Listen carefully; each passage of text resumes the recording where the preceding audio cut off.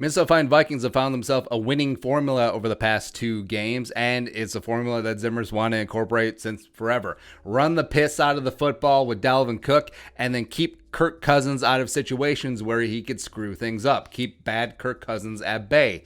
Don't let bad Kirk F up the spaghetti like he did the first 5 games of the season when he threw 10 interceptions. 10-0. D-ace. Not great.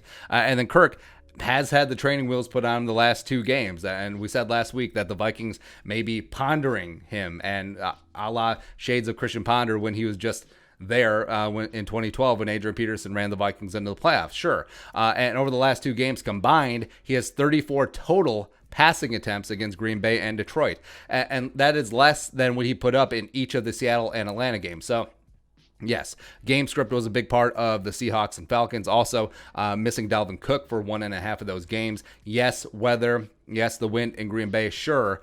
But the Lions game was different. You were at home. You were indoors. It was climate controlled. No pass rush to speak of from Detroit, even though Everson Griffin said he was going to be great. That secondary was banged up and missing starters, and Jeff Okudah went out halfway through the game. So, I mean, Detroit was just asking for it, man. But Kirk only threw it 20 times. And yeah, part of that is game script too. The Vikings got up early and often, and Dalvin was just hot hand yet again.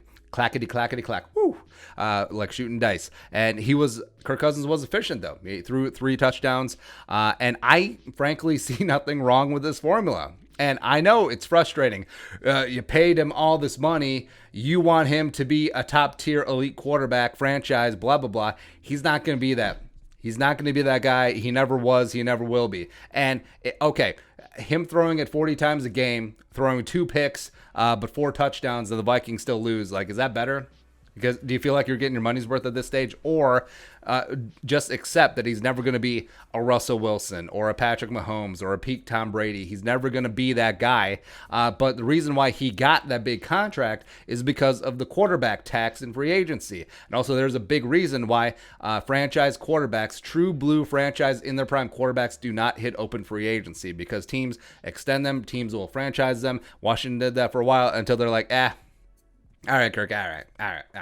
And then also the extension was so sizable because of the precedent set. Because Kirk started here, he's not going to go down to here on the extension. He's going to be here. He's going to be up here, right? So, but it's a sunk cost. Yeah, I mean, don't buy into the sunk cost fallacy. Don't go chasing it. It's whatever. You can't do anything about it. The money is already spent. Forget about it. And the Vikings can win by riding 33 into the sunset. Knock on wood, he stays healthy. Come on, one time. And then Kirk makes, 3 to 4 key throws a game and doesn't turn the ball over, which is the absolute most important thing. I don't care who's making what. Like, I don't care if Dalvin's getting paid, which he is. I don't care if Kirk is getting paid or not getting paid or whatever. That's winning football, and it's working. And the team has some positive momentum, some positive juju on offense. The defense is starting to get their stuff together because, it greatly benefits them not being on short fields and not being on the field all the time and losing time possession because Kirk Cousins is screwing up.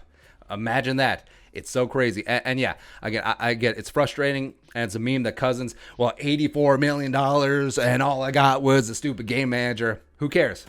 Who cares? Like, in season, the money is spent. Who cares? You can worry about it in the offseason.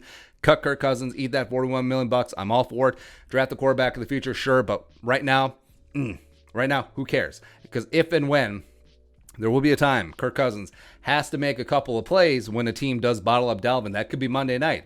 Chicago, Chuck Pagano respected a good job against Derrick Henry and the Titans this Sunday. So Kirk has to be able to get back there and sling it at times. And he's shown that he can do that at times before. He still has one of the best deep balls in the league. I think that he was just clearly overthinking things. I think that he was overcomplicating things. I think he was losing confidence in himself.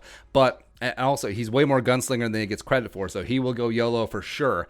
But guess what? Confidence is coming back. If that offensive line getting some good juju and mojo going by being the best run blocking line in the league over the past 2 weeks, and also they've been protecting pretty decent because that play action is working.